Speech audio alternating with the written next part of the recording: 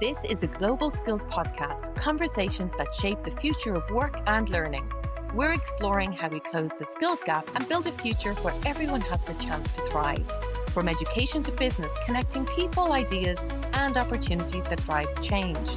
It's about collaboration, curiosity, and creating real impact today. Because every skill learned brings us one step closer to a more inclusive world. The Global Skills Podcast, where learning and opportunity come together. Sonal, it is really good to have you on the Global Skills Podcast. You're very welcome. Thank you, Vanessa. Lovely to be here. So we are focused completely on skills, and you specifically work in consulting, tech, banking and finance. But before we get into the work that you do with Capgemini, I would love to know a little bit about your story, because you're in the UK right now, but you're not originally from the UK. Can you tell me about your journey? Yeah, no, absolutely. I'm from India. I've been born, brought up in India. I've worked there for a couple of years. I did my master's in HR, which is MBA. And then I joined an organization and then moved from there to Wipro, which is also a fairly large IT consulting organization. I was there for 15 years, and that's when I moved to the UK. And I've always been in recruitment. I've done different areas within recruitment, leadership hiring, early careers, both in India as well as in the UK. So I've been in the UK now for more than a decade. And I moved to Capgemini for 4.5 years before.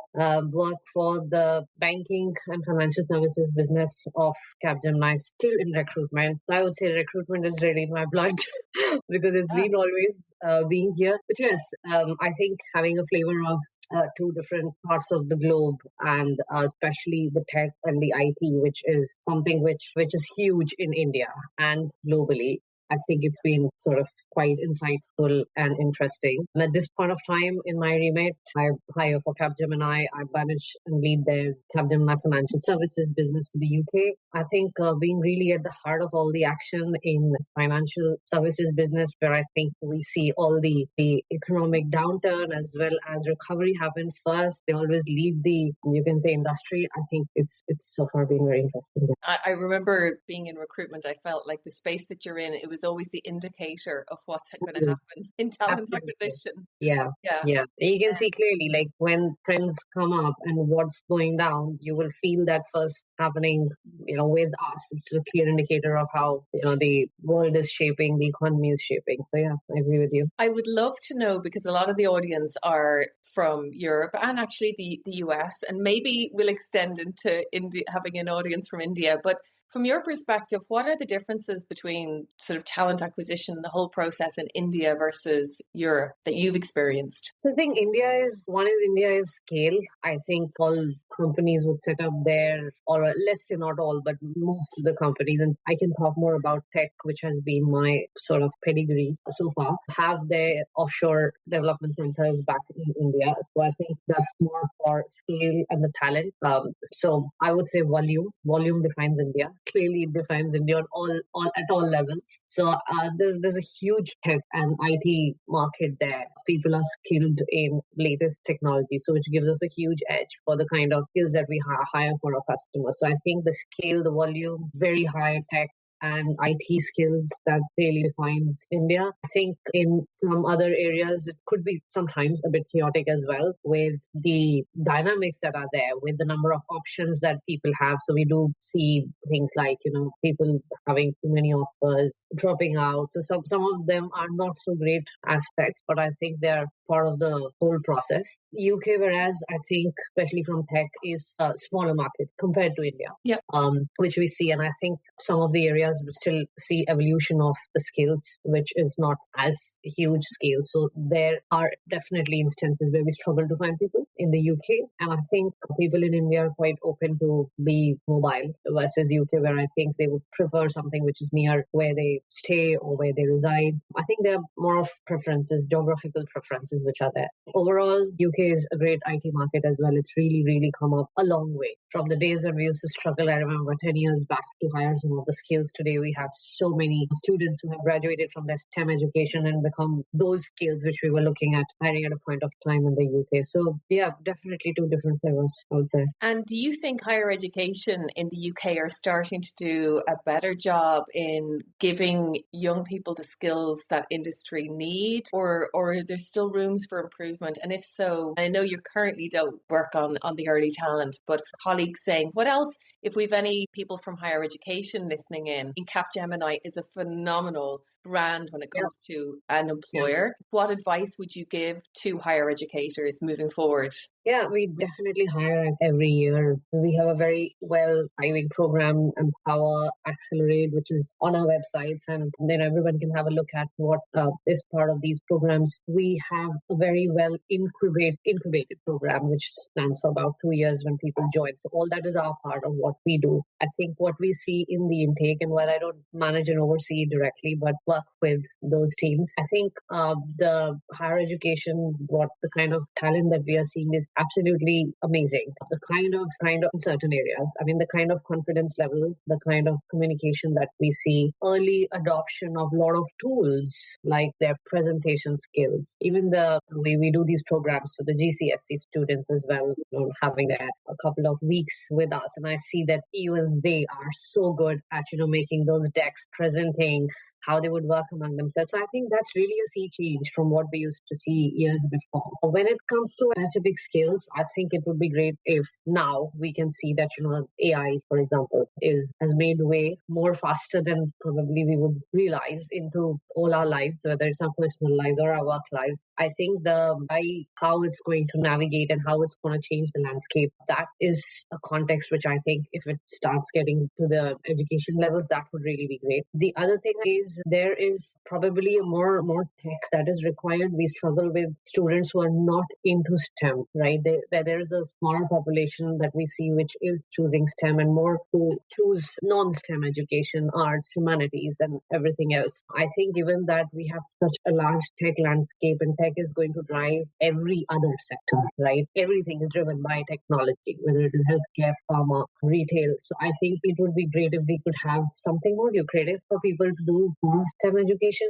That could really change the game. I agree. And even from a diversity and inclusion perspective, we did an interesting project with a university on STEM, and they rightly identified that more girls, teenage girls, were not seeing a STEM career as a good career route, or they didn't fully understand all the transversal career paths they could go. So as I mentioned, we've been working on this global skills exchange, and from that we were able to show them the skills that you're acquiring in school, the skills you could acquire if you do take STEM education, and here are all the career paths, and here's the earning potential. And it was like light bulbs going off for them and giving them the tool to play around themselves. And the outcome was a 25% increase in STEM applicants just by letting them know. Do you think it could have a positive impact on diversity and inclusion if we could do more education on this? Absolutely.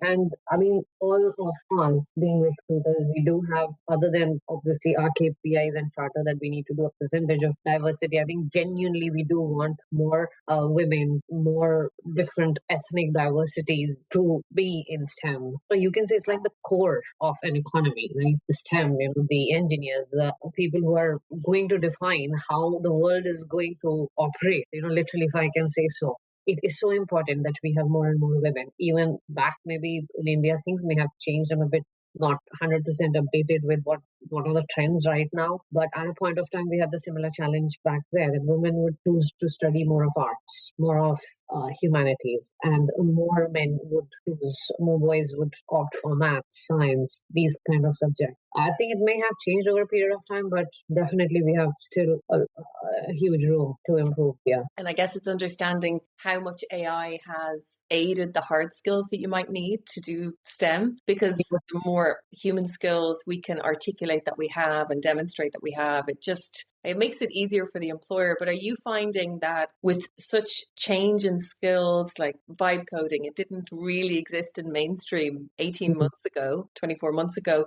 Are you finding that there's a little bit of a disconnect between hiring managers' expectations, supply of talent, recruitment, what they're looking for in terms of, is it seamless? Is it as inclusive process as it can be based on all of these new skills that are flooding the market? Yeah, if I can be very honest with you, I think nobody right now has really a hang of what is actually happening. AI has suddenly made its presence everywhere.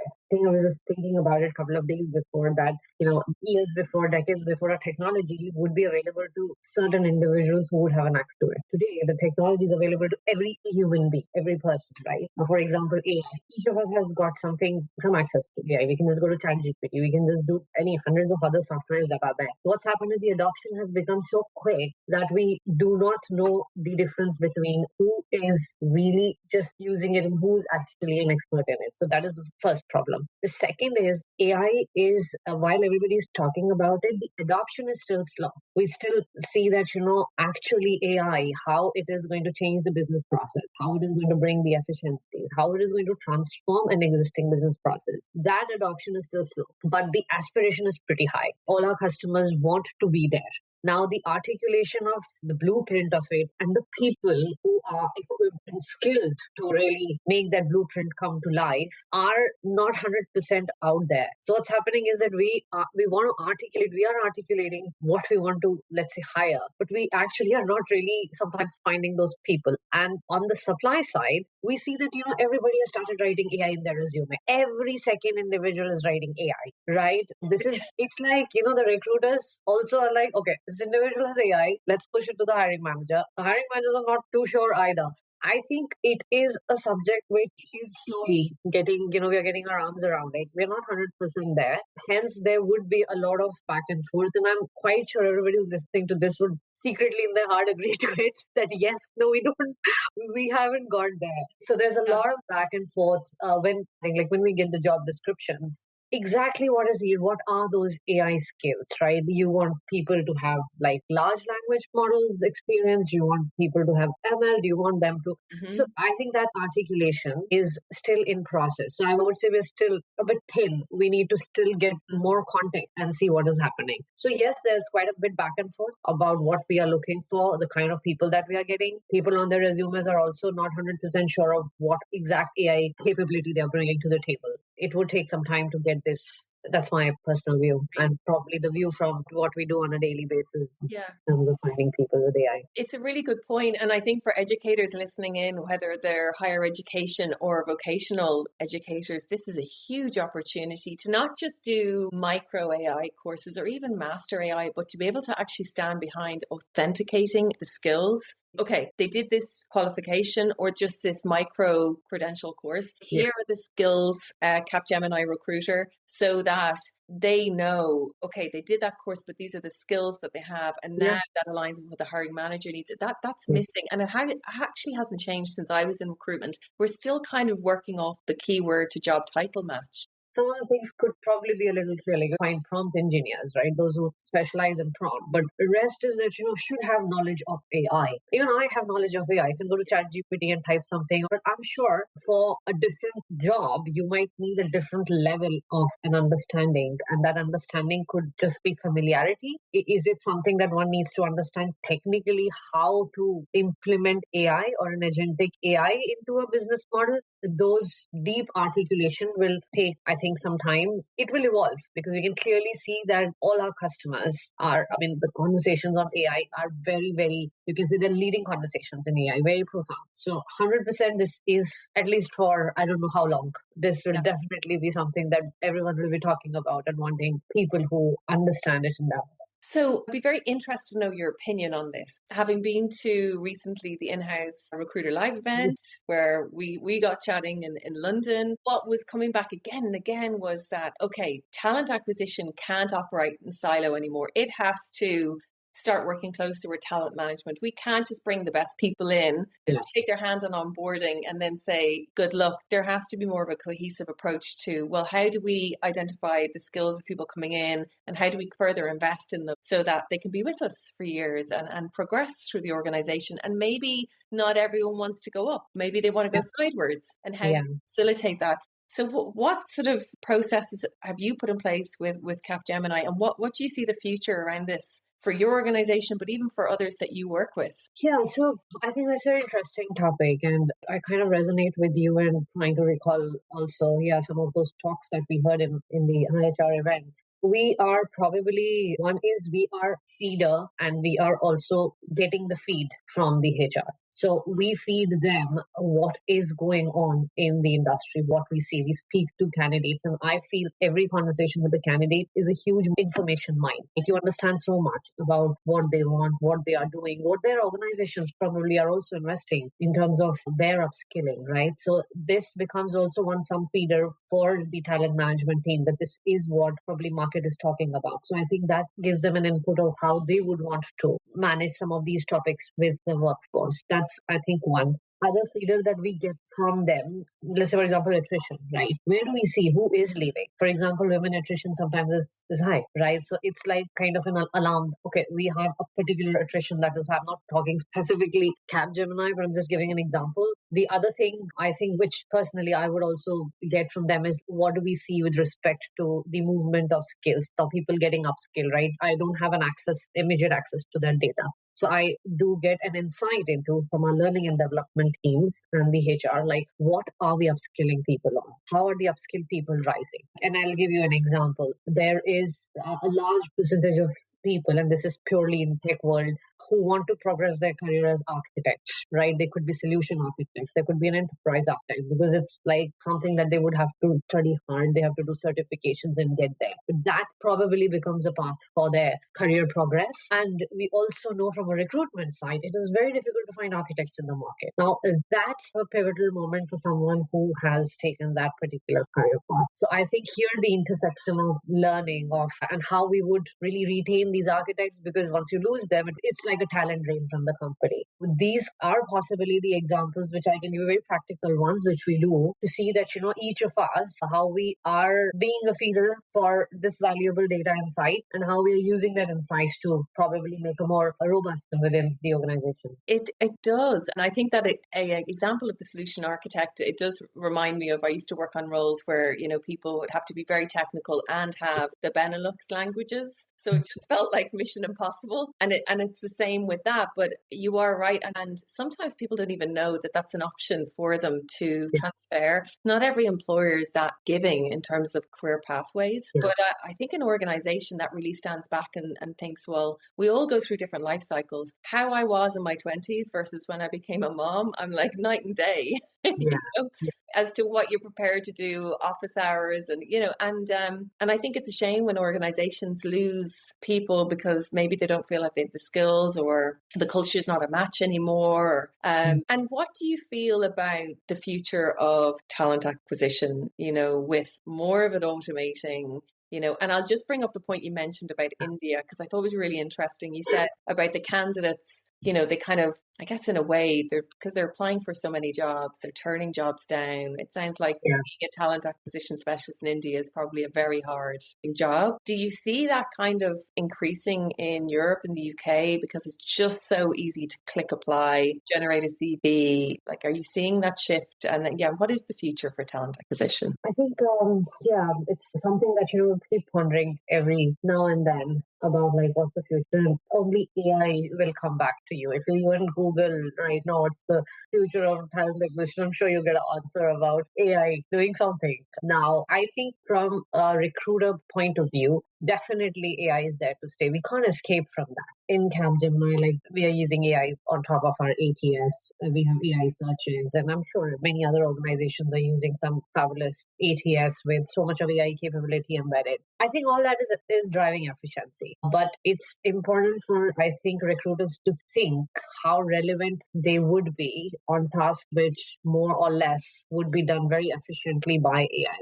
And it's just a matter of time that we would end up having the whole narrative about that AI is going to take your job. AI might take the job which actually is very repetitive. And in recruitment, we do have some of jobs. So whether it is maybe trying to just source and make pipelines or whether it's interviewing. So I think the recruiters would have to think through. There are many trends which I personally see, and I think the previous question of yours, the partnership with the business and how to be more business relevant, I think that is what the business would look at from talent acquisition. So we can't just be like, just give me the requisitions, just give me the roles, I will find you people and feed it to you. I don't think that's going to be really there. I think it would be a 360-degree approach that we would have to take. The other thing I think is that recruiters who are going to actually master AI and make AI work for them are going to be more efficient, are going to be more smarter, versus the ones who would probably run away and say, no, you know what, I'm still relevant, but AI can't do what. No, I don't think the narrative would, or they would really have the chance for that narrative. So I think I see my team as well. Some of the recruiters have very smartly adopted AI, right? And you can see the turnaround time of finding applications, not having too much debate on job description, pick the core skills, build everything else on your own. Flush out those emails to the candidates who are interested. And the ones who have actually got the AI working for them are, I think, the smarter people. So I think the future of talent acquisition also would be how to be friends with AI and not, be like, AI is taking my job. How to kind of get out of that narrative that AI is going to take my job. So how AI is going to help me do my job better. So I think that would be a big shift. Not sure how it's going to evolve because I think it's every day evolving. So that's what I see some of the main trends about TA. The last one, I think the market is going to evolve as well, and which is evolving, which obviously we don't exist as a recruiter separately. We exist with the market and its dynamics. Given that the market is going to undergo based on how economics go, right? And it's very unpredictable these days with all the things that are happening across the world. I think the recruiter will also have to change and see that, how we are navigating those changes, whether it is AI making, like if we want all AI candidates, people don't have AI or they have a lot of AI on their resume versus, as you said, too many options. Right now, I think the market is okay. It's not the COVID times, like after COVID where we had some kind of a bubble burst. I think we're not in that situation. So there would be situations where I think there will be too many candidates, too less jobs, or vice versa. And I think recruiters will then have to accordingly pivot. So I would summarize in saying one thing which I use very often in all my other conversations is contextual thinking. And I find that a huge skill personally in not just the recruiters, but in every other candidate. That is something which AI can't do for you, yes. Right? Understand the context. Like I work for the FS business. I know how bank buying pattern is. And I do know what my business does and what exactly the kind of, that contextual thinking is something which AI might not really help you. I think a recruiter will have to bring, marrying the market, the trends, as well as what your business needs. Yeah, I think you've hit the nail on the head. And what I'm hearing is overall, like just being a transactional recruiter, filling positions, not going to cut it anymore. You have to bring more business value. And it's actually up to you to identify, well, what skills gap do you have? What extra business value can you bring? And look, I've always championed talent acquisition specialists, even when you're at the dinner party and they say, what do you do? And recruitment, I think they play a very important role. And okay, there are some great recruiters and there's not so great recruiters, but really you're bringing in the future asset into companies.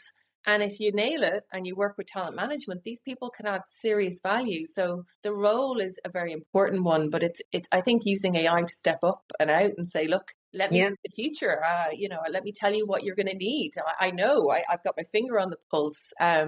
I've got one final question that I ask all the guests. Well, it's actually two questions and you just pick one that you want to answer. Okay. Question one is, what skill do you have and did you have when you were younger that you just are not using anymore that you'd love to start using again? Or if you were to give advice to someone who's young or maybe they're mid-career and they're worried about their job and they're thinking, I need a skill, and it doesn't have to be a hard skill, it's a soft skill. You choose what skill is most important, do you feel, in this current climate to sort of future-proof your career? Okay, I think I'll pick question number 2. I would say that people, and again, while my mind is oriented towards tech, but I would generally say that, the ability to analyze data is very, very important. And I see that lacking in people like anything, right? We will go and learn AI, but if I'm going to give you a data to analyze and say, how do you make some sense of it? And it is something which is for every individual. If you can, please, anyone who's looking at pivoting their career or even progressing in their career, career, look at how you can become better in analyzing data, understanding data set, interpreting data sets, something which you've done maybe back in our school, but like expand it 10x a bit more, take up a course. I think that is such a huge asset, because the moment you're going to take up your job, and just look at recruiter, right? I think my life, I breathe spreadsheets every day, like eat, drink, look at spreadsheets. Like, what are my metrics? What's my input data, right? How much percentages? People lack this basic skill. So I would say if you are in your career where you are probably trying to launch or pivot, I think if you have this in your resume, other things are something which organizations might just teach you. But